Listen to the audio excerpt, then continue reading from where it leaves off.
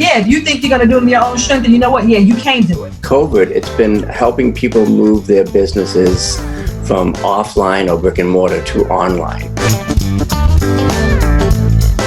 Systems are more important than skills as an entrepreneur today. It's totally okay to reinvent yourself multiple times, especially when you're an entrepreneur.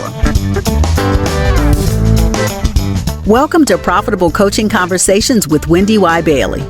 If you're a coach, speaker, or industry expert, you're in the right place for sales and marketing wisdom and insight to grow your coaching business. Now, here's your host, Income Acceleration Mentor, WendyY Bailey.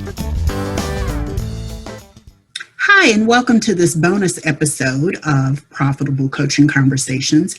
WendyY here, and I get asked all the time about being confident in sales conversations.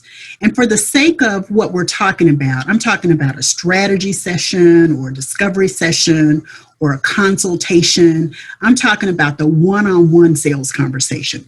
But be clear, all conversations with your prospective client are sales conversations. So there's some nuances and some elements that you still want to incorporate from what I'm going to share with you today. Preparation is the foundation for everything in your sales conversation. Preparation. That means you've got to know, first of all, your ideal client intimately well. You've got to understand her so well that you know how she's showing up. You know what fears she's presenting. You know what's happening in her world. You know to ask the right questions to disclose what's really going on, what the problem is, and how your offer, whatever that offer is, can support her, serve her, solve her problem. So the first is preparing by knowing your most ideal client intimately well. The second way you can prepare is because you know her intimately well, you can actually outline what she's experiencing that has brought her to you. It's called a presenting problem, okay? And so you understand how that problem is affecting her life, her work, her business. And based on that, you can anticipate the kinds of questions or the kinds of needs that she has, okay? And then the third is preparing is by understanding the potential objections. Objections always fall into 5 categories, and Zig Ziglar is the one who coined these, but I'm going to repeat them for you. Objections are often fears in disguise, and they fall into 5 categories, okay? Fear of lack of need, lack of time, lack of money, lack of belief in you, and lack of belief in your ability to solve their problem. That's all of them. And each one of those shows up in a particular way in the sales conversation. If it's the lack of time or the lack of need or the lack of money, disbelief in you, disbelief in your ability to solve the problem, every single one of those, if you prepare ahead of time, you know how to respond to those with confidence. And I'm not talking about the used car salesperson respond that is pushy and sleazy and salesy and slimy. I'm talking about really holding the space with the client in that session so that she knows that you're sharing what you do and sharing your responses to those objections in a way that says you care about her. It's not about the transaction. That'll happen. It's not about the transaction. It's being very, very clear that you have a connection.